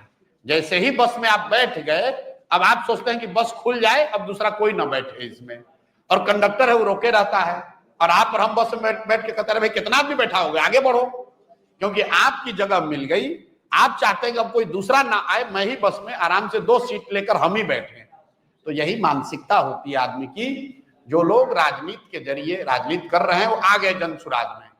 वो चाहते हैं कि तरक्की तो हो लेकिन कंपटीशन ना हो, कोई दूसरा ना आए, कोई दूसरा दावेदार ना आए। ये तो भाई संभव नहीं है। जिस दिन अब आ रहे हैं मनीष कश्यप पे, आपने कहा मनीष कश्यप दागदार आदमी है। किस तरीके से दागदार हैं? कुछ लोगों ने कहा कि यूट्यूब पर उनके स्टेटमेंट हैं। तो भैया यूट्यूब पर तो नरेंद्र मोदी जी का स्टेटमेंट है। नरेंद्र मोदी का भाषण सुने थे ना लोकसभा में, उनको किसी ने कोई कार्रवाई किया? मैंने फिर बताया, गंगा नदी निकलती है हिमालय से, बंगाल तक जाते जाते सैकड़ों छोटी बड़ी नदियां नाले गंगा में समाहित होता है। तो क्या गंगा को आप गंडक कहने लगते हैं? क्या कोसी के मिलने के बाद से गंगा को कोसी कहने लगते हैं? क्या जमुना के मिलने के बाद गंगा का रंग बदल जाता है? नहीं बदलता है। सब व्यक्ति, सारी नदियां, सारे नाले जो हैं वो गंगा में समाहित हो जाती है। तो जन सुराज इतनी बड़ी सोच है, इतना बड़ा परिवार है, इसमें बहुत सारे लोग आएंगे और वो इसी में विलीन होकर इस स्वच्छ व्यवस्था का हिस्सा बनकर आगे बढ़ेंगे। दिल्ली में यमुना आकर मिलती है गंगा में, उससे पहले उसका रंग काला है, और जैसे ही दिल्ली से निकलता है तो यमुना उसमें विलीन हो गई, उसका रंग गंगा का रंग हो गया। ठीक है, आप हरिद्वार जाएंगे तो गंगा का जो उद्भव है, 7 अलग अलग नदियां आती है, अलकनंदा है, भगीरथी है, अलग अलग नदियों के पानी का रंग अलग अलग है। लेकिन जब हरिद्वार में जब वो आती है नदियां, वो सब गंगा हो गई। तो जन सुराज वो बड़ी व्यवस्था है जिसमें हर वो व्यक्ति जो बिहार को सुधारने के लिए अपना योगदान करना चाहता है, वो चाहे किसी भी पृष्ठभूमि का हो, चोर बदमाश हो तो उसको नहीं लिया जाएगा, लेकिन अगर वो गरीब घर का है, अगर उसके पिताजी विधायक नहीं है, वो किसी बड़े बाप का लड़का नहीं, ये हम लोग के यहाँ किसी को एक्सक्लूजन का क्राइटेरिया नहीं है। अगर कोई मार्ग से भटका हुआ व्यक्ति वापस आकर सही रास्ता पकड़ना चाहता है तो हम लोग की जिम्मेवारी है कि उसको सही रास्ता अपनाने में मदद की जाए, उसको छोड़ न दिया जाए। वॉशिंग मशीन जनसुराज में भी आ गया। ये वॉशिंग मशीन नहीं है, आप बात नहीं समझे। अगर आप गांधी को जानते पढ़े लिखे हैं, गांधी को आपने पढ़ा है, तो ये गांधीवाद है कि अगर कोई व्यक्ति अपना रास्ता रियलाइज करे कि मैंने से गलती हो गई, तो ये चाहे आप गांधी को मानते हैं तो भी ये गांधी का रास्ता है, अगर आप सनातन को मानते हैं तो भी ये रास्ता है, अगर आप इस्लाम को मानते हैं तो भी ये रास्ता है, क्योंकि हर व्यक्ति को सुधारने का, प्रायश्चित करने का अवसर मिलना चाहिए अगर वो ईमानदारी से अपनी गलती मानकर सुधार करना चाहे। अब अगर वो जनसुराज में आने के बाद भी गलती करेगा और तब हम लोग कार्रवाई नहीं करेंगे तो आप जरूर उंगली उठा सकते हैं। बेरोजगारी और पलायन की बात तो सभी करते हैं। भ्रष्ट लोगों के लिए जो भ्रष्टाचार में संलिप्त है, चाहे कहीं की बात आप करें, जिस बात को कुशाल किशोर जी जिस बात को आपको समझाने की कोशिश कर रहे हैं कि कोई विचार के आधार पर किसी और विचार को वो फॉलो कर रहा हो और उसे रियलाइज हो जाए कि वो विचार ठीक नहीं था और वो जनसुराज में आकर जनसुराज के विचारों को वो आगे बढ़ाना चाहे, तो हमें स्वागत करना चाहिए। इसलिए बीजेपी की वॉशिंग मशीन से इसका कोई मतलब नहीं।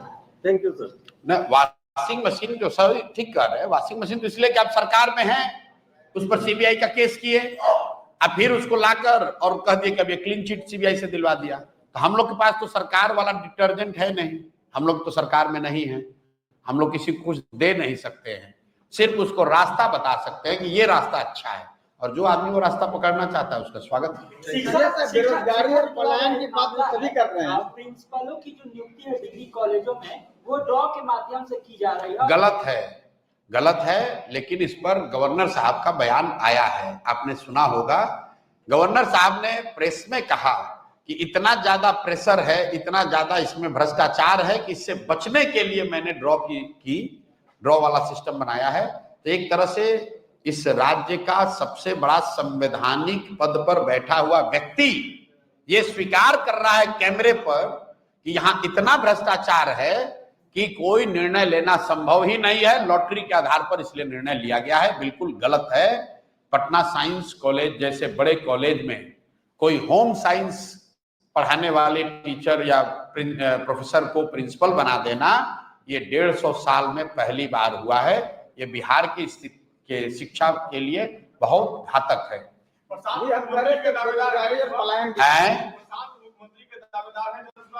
जनसुराज इस बार व्यवस्था परिवर्तन का वाहक है और जनसुराज में इतने लोग हैं कि जीत कर अगर आने की क्षमता हम लोग में है, तो हम लोगों में ये भी क्षमता है कि जीत कर आने के बाद दल का नेता तय कर लिया जाएगा, और जब तय किया जाएगा तो आप जैसे पत्रकारों को हम लोग बुलाएंगे, उसको घोषणा भी करेंगे और हाई टी पर आपसे चर्चा भी करेंगे। बेरोजगारी और पलायन पर जो है जी, सारी पार्टियां कहती है कि हम बेरोजगारी और पलायन दूर करेंगे, आप भी कहते हैं, आप कहते हैं कि हम सरकारी नौकरी नहीं देंगे। बिल्कुल। तो फिर आपका क्या प्लान है, कैसे दूर? आपका शुभ नाम सर क्या है? रवि नाम। बुरा नहीं मानिएगा, आपकी उम्र तो थोड़ी ज्यादा, अनुभवी व्यक्ति आप लगते हैं। आप इतने दिन से पत्रकार हैं, मुझे राजद का या नीतीश कुमार का या भाजपा का कोई एक बयान जनसुराज के आने से पहले दिखा दीजिए जहां पलायन रोकने की बात किसी दल ने, किसी नेता ने कभी बिहार में किया। क्या बात करते हैं आप लोग। मैंने अभी आपके एक साथी मित्र को कहा कि जब आप आ रहे हैं पीसी में, तो जैसे बिहार की सब व्यवस्था को सुधारना है, वैसे पत्रकारों को भी सुधारने की जरूरत है। आप आइए तो रिसर्च करके आइए, आपका जवाब तब देंगे जब आप बताइए कि भाजपा के, राजद के, जदयू के किस नेता ने किस समय कहा कि बिहार से पलायन रुकना चाहिए। अभी तक नेता यही कहते रहे हैं। जब दिल्ली में, बॉम्बे में बिहार के पलायन से पीड़ित लोगों के साथ दुर्व्यवहार होता है, तो अभी तक यहाँ के नेता यही कहते रहे हैं कि अरे भाई, अगर बॉम्बे में, दिल्ली में बिहारियों के साथ मारपीट करोगे तो वहां पर सब्जी नहीं बिकेगी, वहां व्यवस्था ठप हो जाएगी, वहां अपार्टमेंट में काम करने के लिए राजमिस्त्री और प्लम्बर नहीं मिलेंगे, वहां पर कूड़ा करकट फैल जाएगा, वहां पर ऑटो और टैक्सी नहीं चलेगा। ये पहली बार प्रशांत किशोर और जनसुराज ने 3 बरस पहले कहा कि बॉम्बे और दिल्ली में जाकर कूड़ा करकट उठाना, सब्जी बेचना, वहां की साफ सफाई करना काम कोई बुरा नहीं है, लेकिन मजबूरी में उन जगहों पर जाकर ये काम करना बिहार के लिए, बिहार के बच्चों के लिए गौरव की बात नहीं है। गौरव की बात तब होती जब पूर्णिया में, सहरसा में, कोसी में, सीमांचल में हम लोग वो सब्जी उगाते और यहाँ से रेफ्रिजरेटेड ट्रेन से, बसों से, गाड़ियों से, एरोप्लेन से वो सब्जी बॉम्बे और दिल्ली भेजते, तो यहाँ के लोगों की आमदनी बढ़ती, हम लोग को यहाँ रोजगार मिलता, हम लोग के बच्चे और युवा भी अपने परिवार के साथ होली, दशहरा, ईद मना पाते। और अगर दिल्ली बॉम्बे में कोई बिहारी को बिहारी कह के गाली देता तो हम लोग ये भी उनको बताते कि भैया अगर बिहारी को गाली दोगे तो यहाँ से सब्जी दूध भेजना बंद कर देंगे, तुम्हारा खाना पानी बंद हो जाएगा। वो सम्मान की बात है। तो पहली बार जनसुराज ने ये बात कही है। जनसुराज ये भी बता रहा है कि पलायन कैसे रुकेगा। बेरोजगारी और पलायन पर जो है जी, सारी पार्टियां कहती है कि हम बेरोजगारी और पलायन दूर करेंगे, आप भी कहते हैं, आप कहते हैं कि हम सरकारी नौकरी नहीं देंगे। बिल्कुल। तो फिर आपका क्या प्लान है, कैसे दूर? आपका शुभ नाम सर क्या है? रवि नाम। बुरा नहीं मानिएगा, आपकी उम्र तो थोड़ी ज्यादा, अनुभवी व्यक्ति आप लगते हैं। आप इतने दिन से पत्रकार हैं, मुझे राजद का या नीतीश कुमार का या भाजपा का कोई एक बयान जनसुराज के आने से पहले दिखा दीजिए जहां पलायन रोकने की बात किसी दल ने, किसी नेता ने कभी बिहार में किया है। क्या बात करते हैं आप लोग।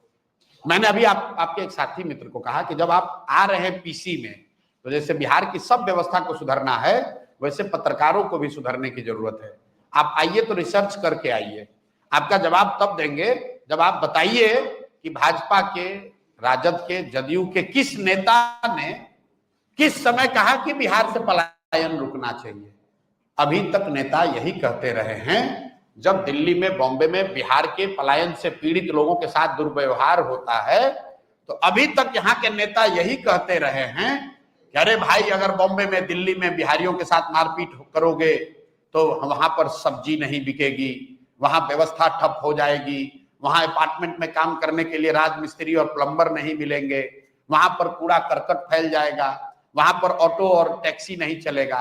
ये पहली बार प्रशांत किशोर और जनसुराज ने 3 बरस पहले कहा कि बॉम्बे और दिल्ली में जाकर कूड़ा करकट उठाना, सब्जी बेचना, वहां की साफ सफाई करना काम कोई बुरा नहीं है, लेकिन मजबूरी में उन जगहों पर जाकर ये काम करना बिहार के लिए, बिहार के बच्चों के लिए गौरव की बात नहीं है। गौरव की बात तब होती जब पूर्णिया में, सहरसा में, कोसी में, सीमांचल में हम लोग वो सब्जी उगाते और यहाँ से रेफ्रिजरेटेड ट्रेन से, बसों से, गाड़ियों से, एरोप्लेन से वो सब्जी बॉम्बे और दिल्ली भेजते, तो यहाँ के लोगों की आमदनी बढ़ती, हम लोग को यहाँ रोजगार मिलता, हम लोग के बच्चे और युवा भी अपने परिवार के साथ होली, दशहरा, ईद मना पाते। और अगर दिल्ली बॉम्बे में कोई बिहारी को बिहारी कह के गाली देता तो हम लोग ये भी उनको बताते कि भैया अगर बिहारी को गाली दोगे तो यहाँ से सब्जी दूध भेजना बंद कर देंगे, तुम्हारा खाना पानी बंद हो जाएगा। वो सम्मान की बात है। तो पहली बार जनसुराज ने ये बात कही है।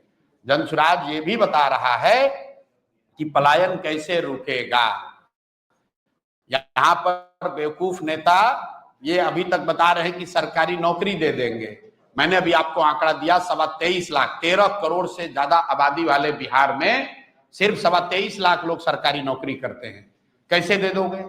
अगर मान लो तेजस्वी यादव की बात मान लो, आपने 10 लाख नौकरी दे भी दिया तो भी 23 लाख से बढ़ के 33 लाख हो जाएगा।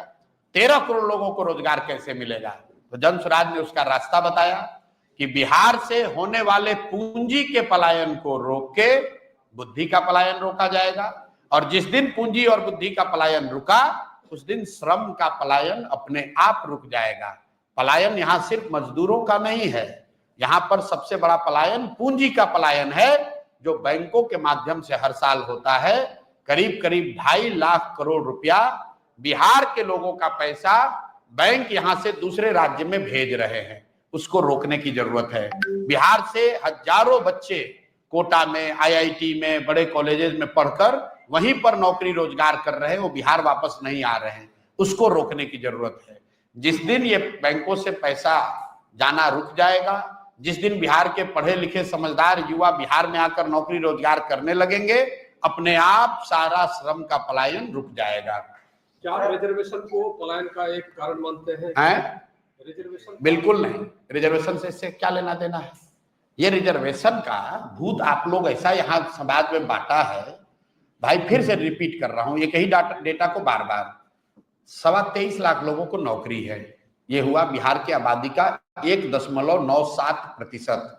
2% से कम लोग बिहार में सरकारी नौकरी करते हैं। रिजर्वेशन इसमें 20% हो, 40 हो, 60 हो, 100 हो, 23 लाख लोगों को ही तो असर पड़ेगा। लेकिन समाज को बांटने लड़ाने के लिए ये 23 लाख की बात न करके रिजर्वेशन का आप बता रहे हैं कि हम 60 कर देंगे, 80 कर देंगे। अरे भाई आप 100 कर दो, अगर आप 100% भी रिजर्वेशन कर दो तो भी 13 करोड़ लोगों को उसका कोई फायदा नहीं होना है, कोई फायदा नहीं होना है। ये भ्रम में मत रहो भाई। आपकी सरकार आती है तो कितने दिनों में लगता है कि आपको पलायन रोक लेंगे? 1 साल के अंदर, कितने दिन नहीं, सरकार बनते के साथ ही साल भर के अंदर बिहार से बाहर गए 50 लाख युवाओं को वापस बुलाकर यहीं पर रोजी रोजगार दे दिया जाएगा। इसके लिए मैंने ये भी बताया कि कैसे किया जाएगा। एक विशेष मंत्रालय बनाया जाएगा, एक टास्क फोर्स बनाई जाएगी, और जैसे रिफ्यूजीज आए थे पाकिस्तान भारत के बंटवारे पर तो उनको जमीन साधन व्यवस्था दी गई थी, जैसे बांग्लादेश और भारत का बंटवारा हुआ तो वेस्ट बंगाल में रिलीफ एंड रिहेबिलिटेशन का एक अलग से डिपार्टमेंट था। 1.25 करोड़ लोगों को बिहार में बंगाल में लाकर सेटल करने के लिए, वैसे ही बिहार में जन सुराज की व्यवस्था बनते के साथ ही एक हाई लेवल टास्क फोर्स बनाया जाएगा, एक फुल फ्लेजेड मंत्रालय विभाग होगा जिसका सिर्फ और सिर्फ काम यह होगा कि 50 लाख से ज्यादा लोग जो मजबूरी में अपने परिवार का भरण पोषण करने के लिए, पेट पालने के लिए बाहर गए हैं, उनको वापस बुलाकर यहीं पर रोजी रोजगार की व्यवस्था कर दी जाए। ये काम इस सरकार ने भी घोषणा की थी कोविड के दौरान, आपको याद होगा। 23.5 लाख लोग रजिस्टर भी किए थे, लेकिन सरकार उसके बाद सो गई। 23.5 लाख लोग वापस आए थे, उन्होंने ये स्वीकार किया था कि हमको अगर कुछ भी व्यवस्था मिल जाए, 2 रुपया कम कमाएंगे लेकिन हम बिहार में रहेंगे। सरकार ने उनको 1000 रुपया का कुछ स्टाइपेंड वगैरह भी दिया था, सब्सिस्टेंस, लेकिन उसके बाद सरकार सो गई, उन्होंने कोई प्रयास नहीं किया। लेकिन हम लोग ने जो योजना बनाई है, पूरा फुल टाइम 24/7 पूरी व्यवस्था सबसे पहले ये लगेगी कि बिहार में पलायन को रोका जाए, हर व्यक्ति अपने परिवार के साथ रह सके, 2 रुपए कम कमाए, लेकिन उसको बॉम्बे दिल्ली में जाकर गाली न सुनना पड़े, लात जूता न खाना पड़े, कोई उसके साथ बदतमीजी न करे। बाहर लोग जाएंगे लेकिन लोग स्वेच्छा से जाएंगे, अपने मजबूरी में नहीं जाएंगे। वो व्यवस्था साल भर में यहाँ कायम कर दी जाएगी। सर हमारा एक सवाल है कि महाराष्ट्र में जो भाषा विवाद उत्पन्न हुआ है उसको लेकर आपके कैसे? भाषा विवाद का कोई मतलब नहीं है। भाषा विवाद इसलिए उत्पन्न हुआ है क्योंकि वहां पर मुंबई में लोकल बॉडी का इलेक्शन है और राज ठाकरे जैसे लुम्पन एलिमेंट, इनको कोई वहां राजनीतिक जगह है नहीं, तो ये अपना जगह बनाने के लिए भाषा विवाद को बल दे रहे हैं। और इनके साथ उद्धव ठाकरे जो चुनाव हार गए हैं, वो दोनों एक साथ आए हैं। क्यों? क्योंकि इनका राजनीतिक भूमि खिसक गया है। तो अब राजनीति में वापस जगह बनाने के लिए दोनों भाई मिलकर ये प्रयास कर रहे हैं। लेकिन ये दोनों लोग दोषी कम हैं, ज्यादा दोषी भाजपा और कांग्रेस है। क्यों? क्योंकि महाराष्ट्र में सरकार भाजपा की है। उद्धव ठाकरे राहुल गांधी के मित्र हैं, उनके गठबंधन के, तेजस्वी यादव के गठबंधन के हिस्सा हैं। आप बताइए, आप युवा हैं, मुंबई में किसी बिहार के साथी को, भाई को मारा जा रहा है, तेजस्वी यादव ने उस पर कोई बयान दिया? क्या राहुल गांधी ने जवाब दिया कि भाई उद्धव ठाकरे के लोग क्यों मार रहे हैं बिहारियों को, या क्यों गाली दे रहे हैं हिंदी भाषियों को, क्यों मार रहे हैं? बताइए, आप लोग सवाल क्यों नहीं पूछते हैं ये बात? इसलिए ये लोग नहीं बोलते हैं कि राहुल गांधी आते हैं सीमांचल में, आप लोग जाते हैं कवर करने, एक जाकर वीडियो देख लीजिए। कांग्रेस के मुख्यमंत्री हैं रेवंत रेड्डी तेलंगाना में, वीडियो पर कहा उस आदमी ने कि बिहारियों का डीएनए तेलंगाना के लोगों के डीएनए से खराब है, ये लोग मजदूरी करने के लिए ही पैदा हुए हैं। वो आदमी अभी मुख्यमंत्री है और उस दल के नेता राहुल गांधी आकर यहां वोट मांग रहे हैं और किसी की हिम्मत नहीं है आप में से कि ये पूछे कि भाई अगर हम लोग का डीएनए सिर्फ मजदूरी करने का है तो सर आप बिहार में वोट मांगने क्यों आए हैं? आप तेलंगाना में ही राजनीति कर लीजिए, लेकिन आप तो सवाल पूछिएगा नहीं तो होगा कैसे? बिहार के लोगों के, अब ये अंतिम सवाल भैया, अपने तो पूरा दिन चलता रहेगा। बिहार के लोगों के मोबाइल पे फोन आ रहा चीफ मिनिस्टर का कि 400 से 1100 रुपए मैंने वृद्धा पेंशन कर दिया है, जो कि अच्छी बात है, इसका हम लोग स्वागत करते हैं। और जन सुराज का एक अभियान रहा है पिछले 3 साल में, इसकी भी जाकर आप रिसर्च कर लीजिएगा। सबसे पहले प्रशांत किशोर ने, जन सुराज ने ये आवाज उठाई कि इस महंगाई के जमाने में किसी को भी, चाहे वो दिव्यांग हो, विधवा हो, वृद्ध हो, 400 रुपया देना भीख से भी बदतर है, इसको बढ़ाया जाना चाहिए। हम लोगों ने ये भी कहा कि इसको कम से कम 2000 किया जाना चाहिए और यही लोकतंत्र की ताकत है। जन सुराज का कोई आज एमएलए एमपी नहीं है, हम लोग विधानसभा में, लोकसभा में नहीं हैं, लेकिन जनता का दबाव इतना है कि चुनाव से पहले 20 बरस, ध्यान दीजिए, 20 बरस जिस नीतीश कुमार और भाजपा ने 400 रुपया के पेंशन को 410 रुपया नहीं किया, वो एक ही बार इसको बढ़ाकर 1100 कर दिया इन्होंने। क्यों? क्योंकि देख रहे हैं कि नहीं करेंगे तो जन सुराज की वजह से पूरे समाज में चर्चा हो गई कि बात तो ठीक है, 400 रुपया तो भीख से भी बदतर है, इसको 1100 2000 होना चाहिए। तो लोकतंत्र की ये ताकत है, जितने ज्यादा राजनीतिक प्लेयर, जितने ज्यादा दल ईमानदारी से समाज की बात उठाएंगे, उतनी व्यवस्था बेहतर बनेगी। बहुत बहुत धन्यवाद।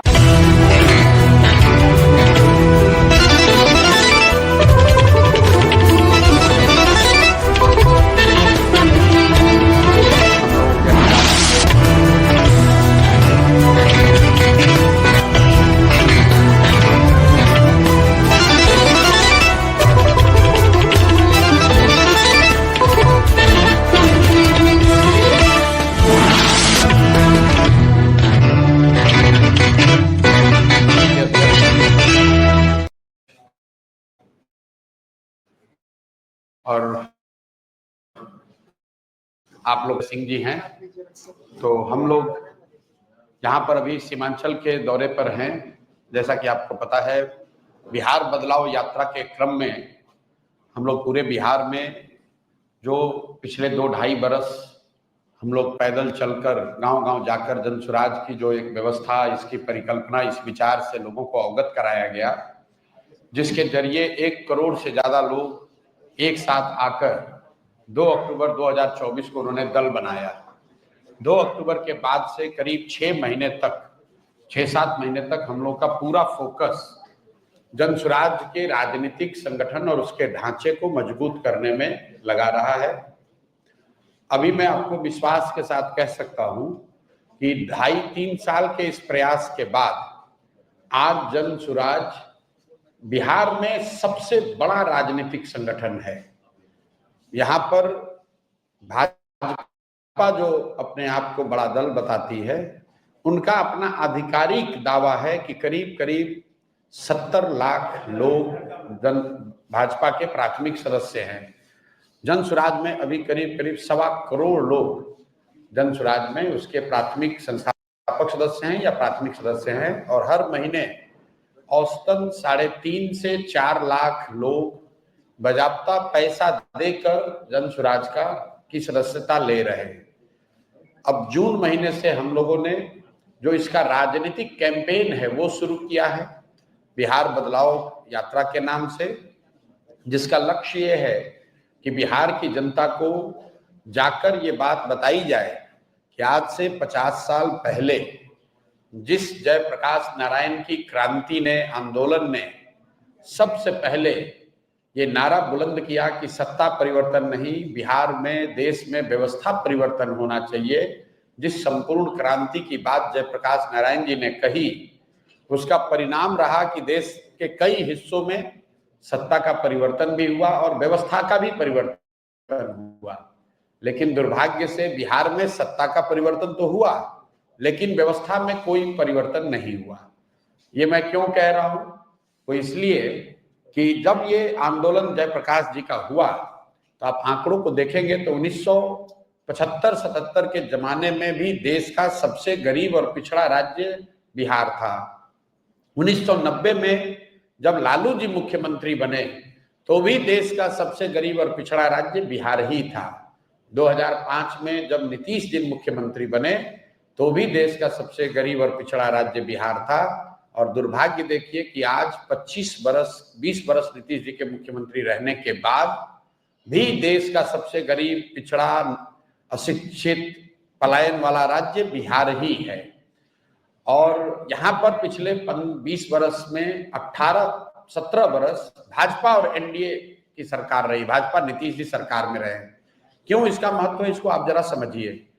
आपने प्रधानमंत्री मोदी जी का भाषण सुना होगा, वक्तव्य सुना होगा, जिसमें वो अक्सर बताते हैं कि 2002 में जब वो गुजरात के मुख्यमंत्री बने तो गुजरात भूकंप की चादर, ये उनके शब्द हैं, भूकंप की चादर ओढ़ के सोया हुआ था, बहुत परेशानी थी।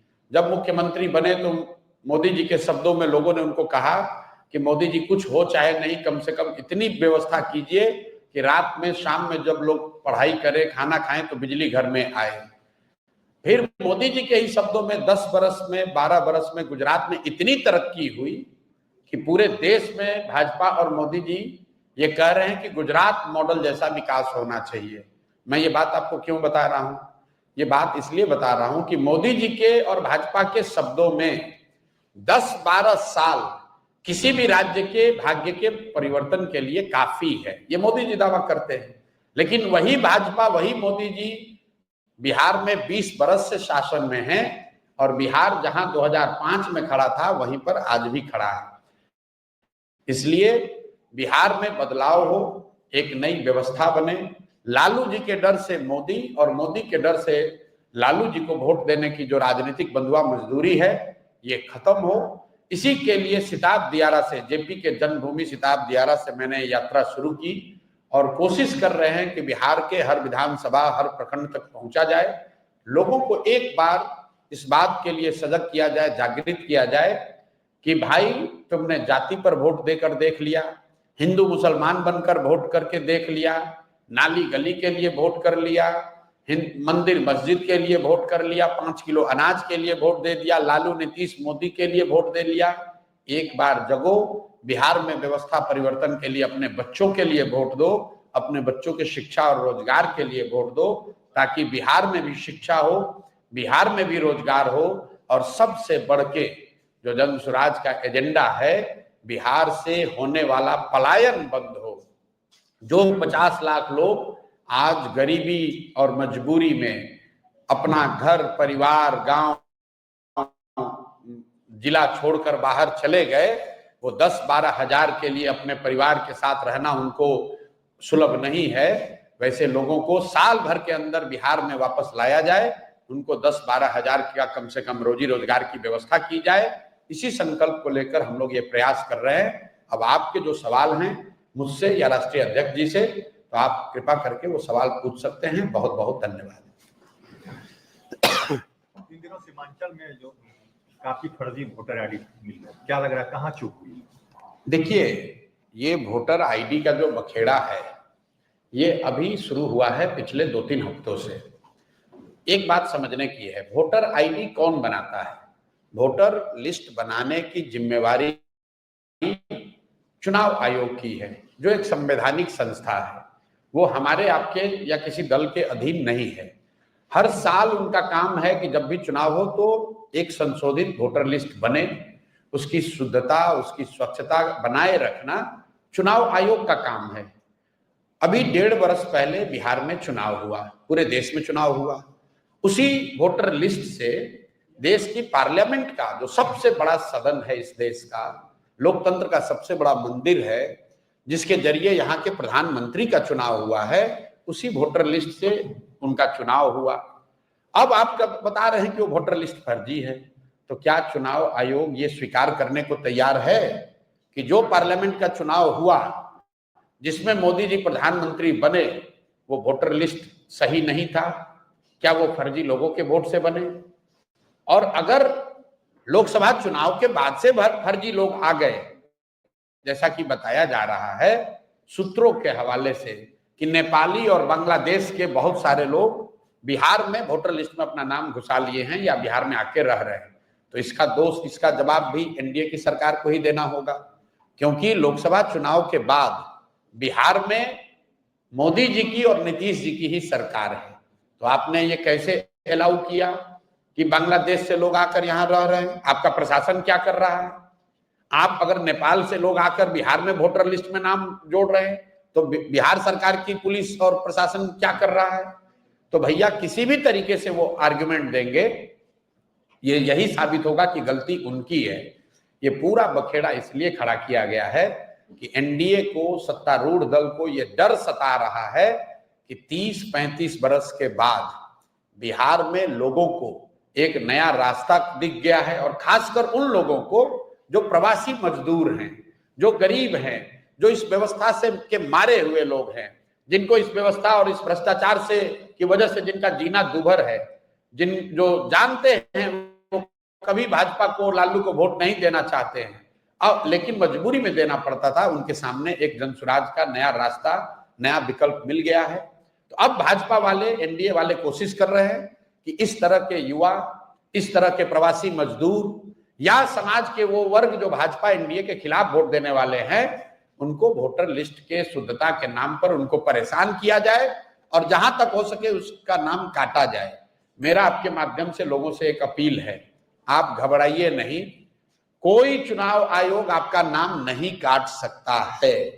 सुप्रीम कोर्ट का जजमेंट है, चुनाव आयोग को नागरिकता जांचने और तय करने का कोई अधिकार नहीं है। आप लोग भी ये समाज को जगाइए, बताइए, चुनाव आयोग को नागरिकता तय करने का अधिकार ही नहीं है। वो सिर्फ ये कह सकते हैं कि आप वो डॉक्यूमेंट लाइए जिससे कि वोटर लिस्ट में आपका नाम ऐड किया जा सके। आपका नाम काटना, आपका राशन पानी बंद करना, आपकी सरकारी व्यवस्था से मिलने वाली मदद को बंद करना, ये चुनाव आयोग के अधिकार क्षेत्र के बाहर का बात है। तो थोड़ी परेशानी जरूर हो रही है, लेकिन लोकतंत्र है, इसमें लड़ना ही पड़ेगा, लड़कर लोगों को अपना हक लेना पड़ेगा। और वोट का अधिकार सबसे बड़ा अधिकार है, इसको किसी को नहीं छोड़ना है।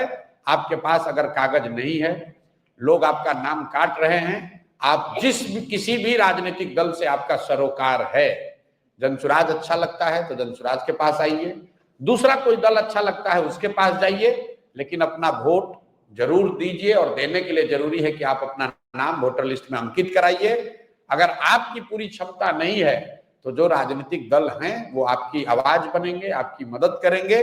बिहार का हर शहरी, हर नागरिक, उसकी जिम्मेवारी है कि वोटर लिस्ट में उसका नाम रहे, वो वोट करे, ताकि बिहार में लोकतंत्र को जिंदा रखा जाए। और जो भाजपा और एनडीए के लोग चुनाव आयोग के जरिए पिछले दरवाजे से जीत हासिल करना चाहते हैं, उनके मंसूबों को कामयाब नहीं होने दिया जाए। किसान जी, दिलीप जायसवाल जो भाजपा के प्रदेश अध्यक्ष हैं, उनके आपने आरोप लगाया था मेडिकल कॉलेज, तुम ब्रीफ लिया क्या? चलिए बोलिए। बीजेपी के, हाँ जी, बोलिए। बीजेपी के प्रदेश अध्यक्ष पे जी आपका कि वो मेडिकल कॉलेज को, माइनॉरिटी के मेडिकल कॉलेज को कब्जा कर लिया जी। बात सामने आया कि जिस गुरदयाल सिंह को लेके आपने प्रेस कॉन्फ्रेंस किया है जी, उसको करतार सिंह अपने जीवित रहते हुए 2018 में ही उस ट्रस्ट से हटा दिया, जिसकी बात जो है वो सुप्रीम कोर्ट में चल रही है जी। मेरे भाई, बड़ा अच्छा लगा कि आप पत्रकार होकर इतने सजग हैं कि आप इन चीजों को फॉलो कर रहे हैं। पहली बात तो उस प्रेस कॉन्फ्रेंस में सिर्फ गुरदयाल सिंह नहीं थे, मौलेश्वर सिंह ने उस कॉलेज की स्थापना की। उनकी 5 बेटियां हैं, 3 लड़के हैं। करतार सिंह एक लड़के थे। मौलेश्वर सिंह की पत्नी वहां लाइफ ट्रस्टी थी, और ट्रस्ट डीड पढ़िएगा तो उसमें लिखा हुआ है कि जो लाइफ ट्रस्टी है वो किसी भी हालत में उससे हटाया नहीं जा सकता है, और जब उसकी मृत्यु हो जाएगी तो उसके जो लीगल हेयर होते हैं उनको उस ट्रस्ट में रखा जाना चाहिए था। ये तो लीगल मैटर है, चलने दीजिए। हम लोगों ने आरोप लगाया है, मान लीजिए कि हमने गलत आरोप लगाया, आप पत्रकार होकर इतने सजग हैं और दिलीप जायसवाल बेचारे इतने निसहाय हो गए हैं कि वो जवाब भी नहीं दे पा रहे हैं।